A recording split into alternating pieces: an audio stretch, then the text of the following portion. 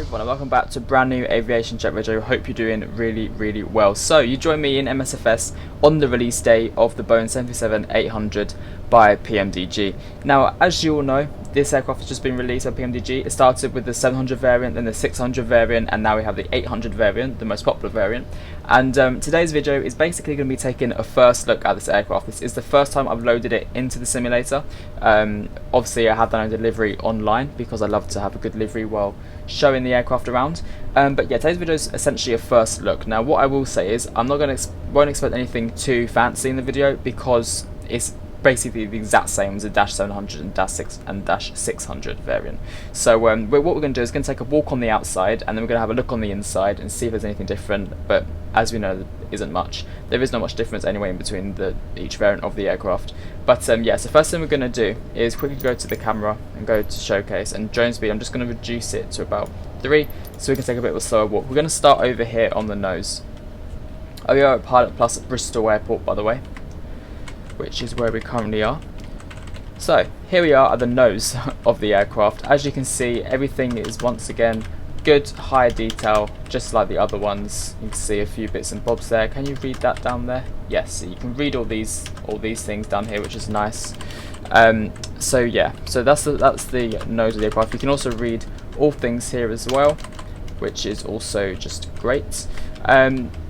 Going over here then, like I said, the fuselage is very similar to all of the variants of the aircraft of the 700, and so you can enter the cabin. As you can see, the cabin, we have a TUI cabin included on the livery. It's a nice TUI EFBs there, but anyway, that's about all you can really see from the cabin. Coming over here, as you can see, I think the main difference you can already see in the fuselage is obviously the length. Obviously the length of the aircraft is longer, obviously. And yeah, and then as we move over to the middle of the aircraft, here you can see the winglets with the split Cemeter. Is that what you call them? Honestly, I do not know, but we have the split Cemeter winglets here, which is also nice. At first I didn't think they released them with them, because they were usually in the PMDG operations you can choose a livery and what variant of aircraft, whether split winglets or not, but turns out it just all comes under the Dash 800 instead. So yes, and then moving to the back of the aircraft, as you can see here, there's a bit of writing on the top. Cut here in emergency. Amazing stuff to know that. Yeah, but essentially the whole aircraft is the exact same, it's just slightly longer. So there's not a lot here really to say. Moving on to the left hand side of the aircraft, depends how you're looking. As you can see, you have the PMDG cargo belts here, just operating with their nice reflections. Got to admit, the reflections are nice, as you can see there. Nice reflections. Just love the winglets. I just think the winglets are amazing. Love them. But yeah, essentially that's the fuselage. There's not much has changed, obviously. Heading into the inside of the aircraft, as you can see, we join me in the cabin. As I said, we literally had a quick look at the cabin, but everything here is probably the same. Got a bit of a first class cabin here though, which is different. And we also, what was I going to say? That was something I was going to say, I completely forgot there. But yeah, something to do with the cabin. First class, which didn't have it in the 700 variant, I don't believe. So yeah, apart from that, everything here is exactly the same. I think if we go into flight deck, yeah, so now we've entered the flight deck, as you can see. Let's go into Alt 1.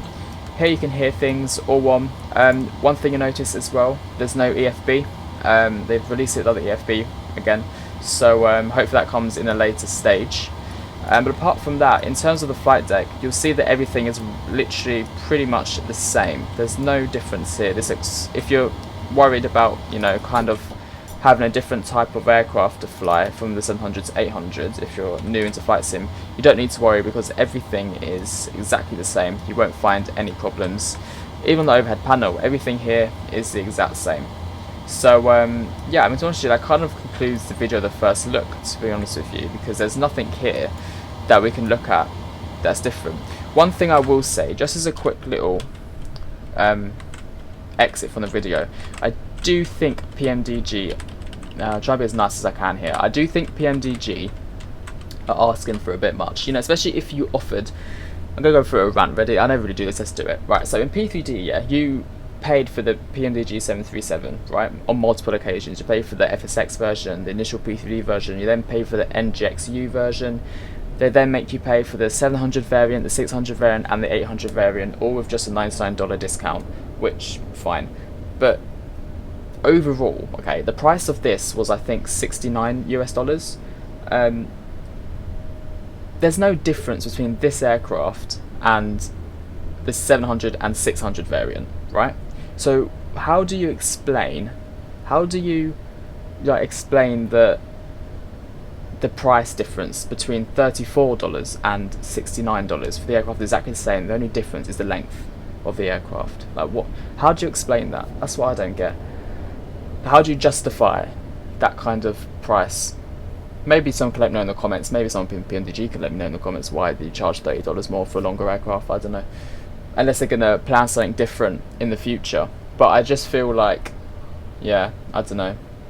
I just kind of feel like there's some explanation to do there. Is it worth the money? Meh. Yeah. Is it worth $64? Debatable. I think. Sorry, $69. Debatable. I think if they had the EFB in there, if they done ACARs, which they still haven't done, unlike Phoenix, FS Labs, other developers have put in ACARs and Hoppy Network, they could so do that. If they put all that features in, I'll actually put the data link in. There's no ACARs in this aircraft as far as I'm aware. No, see? There's no ACARs here. Data link, you can't even use them. So if they actually included all that kind of stuff, maybe you can justify the $69 a bit more, just about. However, I don't personally see how you can, but sure, they will do what they will do at the end of the day. At least it's not $140 like the 74 and 777 were. So yeah, anyway, thank you for watching this video. I hope, if you haven't bought it yet, I hope this kind of makes up your mind. The only reason I got this was because I had the $30 store credit to use. I didn't buy the 600 because I didn't really see a point. I never really use it. So the 700 800 I'll probably just keep to that. I won't buy the 6 or 9 if they're going to release a 9. I don't even know. But yeah, so thank you for watching this video. I appreciate you watching. Hopefully it helped in some way. It's quite quick, but it is what it is. And I will see you all in the future video. And the future video will probably be a flight with TUI and the Cemeter 800 from Bristol somewhere. So yeah, anyway, thank you all for watching, and I'll see you all very shortly. Bye bye.